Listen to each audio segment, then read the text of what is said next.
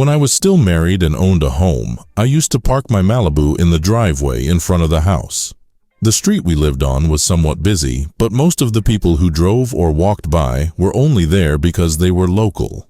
Nevertheless, I always locked my car and didn't keep anything valuable in it because of all the neighborhoods I've lived in where car break-ins was common. Just my luck. On one of the few days when I forgot to lock my car, I was getting into my car for work the next day. I bring my backpack and my acoustic guitar with me because I tend to have a lot of free time at work to practice. So I tossed the backpack in the front seat and opened the back door to put the guitar in when I saw someone dressed in all black hunched down behind the driver's seat. Now, a normal human brain reaction would be to scream or panic or jump with fear, but my broken PTSD brain didn't react that way. I saw this person and remained entirely calm as I thought, "This is unusual. Should I be concerned about this? Yeah, I think I'm concerned about this." A stream of possibilities flooded my head. We had a pro-choice mural painted on the front of the house. So was this some pro-life psycho intent on killing whoever lived in this house? The possibilities ranged from a failed prank to a botched assassination attempt, but none of them landed in the realm of things I could easily dismiss or ignore. I just stood there for a few seconds, waiting for this guy to get up and be all like, "You got me," and then tell the rest of the surprise party to come out of hiding, but he just sat there, motionless, as if he assumed I was part T-Rex, and my vision is based on movement. After what felt like a full 10 seconds or so, I finally broke the silence with, "Get out of my car." Slowly and deliberately, the dude stepped out of my car and stood up. I stepped back to give him room, and he stood about a head taller than me, but as I said, I have a broken brain. So I was not intimidated at all, and continued my angry dead stare directly into his eyes. He had his hood cinched up in front of his face, so I could only see his eyes and nose. He sized me up for a moment, then stepped away from the car and me, and walked out into the street. I stayed there, staring daggers at him until he was around the corner and out of sight. I couldn't say for sure, but I did catch a glimpse of him concealing something metallic, so it seemed like he probably had a knife. I looked into the back seat to toss in my guitar, and I noticed a crappy little flip phone in the back seat. I figured out immediately it belonged to this jackass, but I wasn't about to go calling after the guy that he forgot his phone. So I picked it up and put it in my pocket, set the guitar on the seat, then got in the car and pulled out of the driveway to leave for work as if nothing happened. Like I said, broken brain. It wasn't until I got about a mile down the road that I realized this guy was still in the neighborhood on foot, and I should at least try to look out for my neighbors, so I called the cops while I was driving. I told them what happened and where, and that he was still in the area, but I was on my way to work so I couldn't meet them there. Once I got to work, I pulled out the flip phone and went straight into detective mode. I looked at his contacts and recent text messages and called a couple of numbers I thought would probably pick up. One guy did, and I gave quick short answers to get him talking and learned the attempted carjacker's name.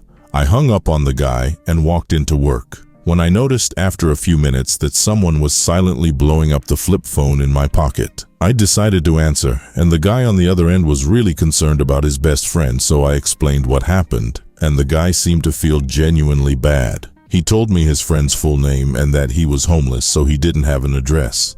I told the guy that the cops are looking for his homeless friend, and he doesn't even have a phone anymore, so he's kind of screwed, and the guy apologized for everything that happened.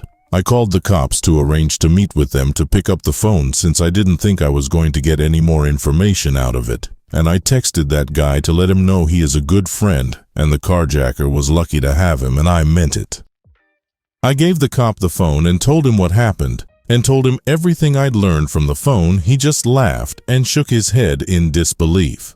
After filing a report, I went back to work, assuming the whole situation was resolved, and I basically did all the cops' work for them. That night I went home and parked where I always do, and went to bed. In the morning my car was gone. I asked my wife at the time if she moved the car, and she said she assumed I had to park down the block, and that's why the car wasn't there. I still had my keys, but I had a suspicion, so I checked the bowl of keys by the door, and the spare key was gone.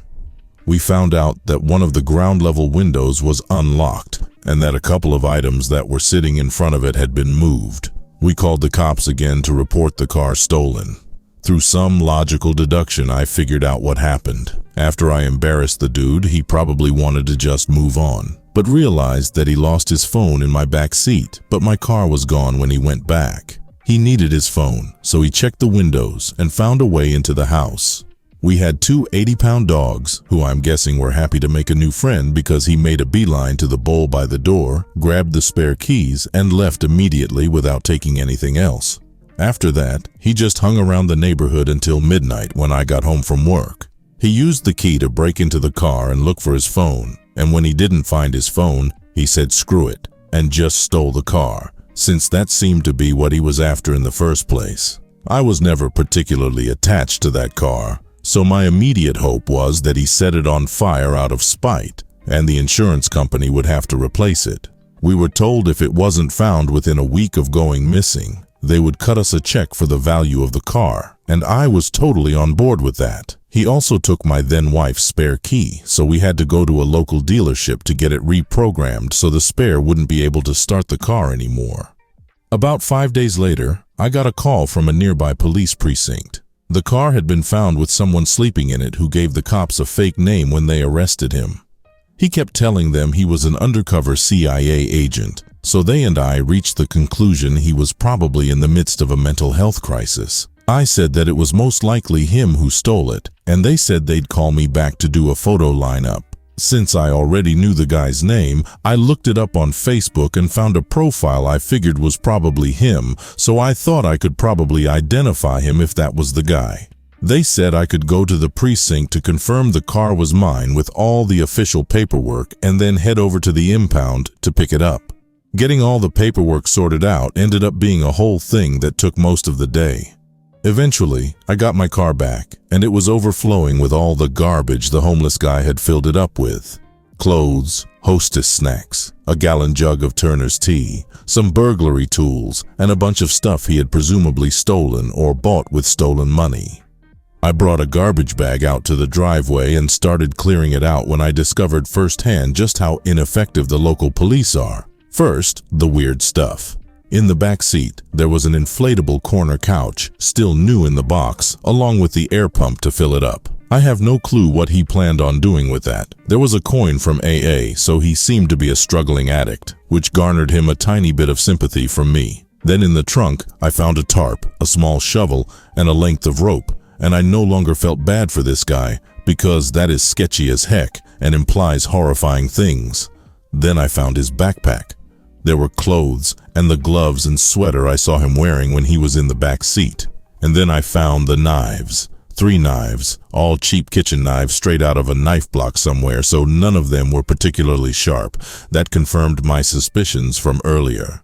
His initial plan was to jump up from the back seat and put the knife to my throat and force me to bring him somewhere, most likely to crime scene number 2 and the last place I'd ever see. This is when I started to get angry. There was a spade just 10 feet away from me when I opened the door and found him. So in this moment, I regretted not immediately grabbing the shovel and then breaking this guy's legs so he'd have to lay in my driveway writhing in agony until the police showed up. I gave him the benefit of the doubt and let him leave peacefully. No harm, no foul, and I was regretting it immensely. I found his ID in his backpack, and I got upset with the police. They didn't go through the car at all. If they had, they would have found his picture ID and confirmed he was lying to them. The kid was barely 19 and already homeless, and I started to feel the tiniest tinge of sympathy. But finding the ID confirmed to me that I had found the right Facebook profile, and I was a better detective than any of the cops in the area. Then, I found a handwritten note. It was addressed to his best friend, who was the same guy I had talked to on his phone earlier in the week, and his girlfriend and his family. It read like a suicide note. He apologized for not being a better friend, a partner, a son, and all the ways he let them down. He was going to have to go away for a while, but he had big plans he couldn't go into detail about, but everything was going to be better someday.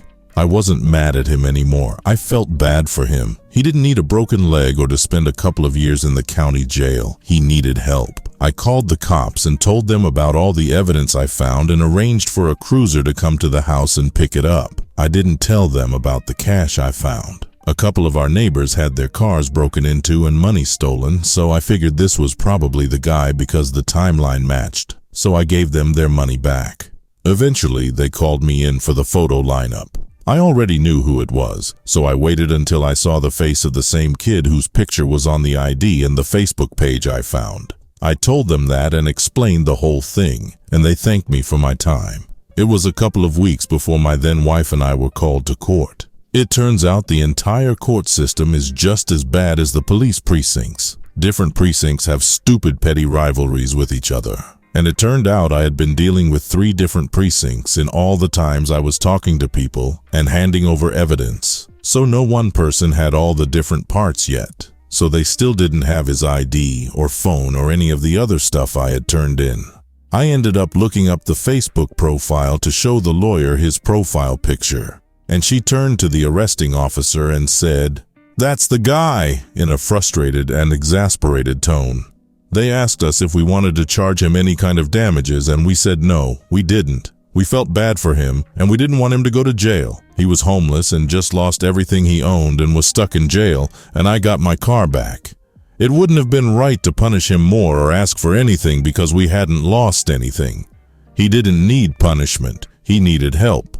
The local county jail is notoriously horrific and brutal, and we wanted to spare him from that. We told them to tell the judge we want him to be sent to some kind of mental health facility instead, and they were happy to hear we didn't want to complicate the case any further. They said we wouldn't need to be there anymore, but they'd call us if we did, and they never called again. I don't know whatever happened to the kid after that. I hope he got the help he needed. The car smelled like Swisher Sweets for a couple of months afterward, but other than adding about 200 miles to the odometer, he didn't really do anything to it. I guess he was planning on moving in. I'm not really sure if this story has a point. It's just something crazy that happened to me. I guess if there's a lesson to be learned here, it's always to lock your car doors and check the back seat when you get in. There might have been a teenage homeless CIA agent looking for a way out.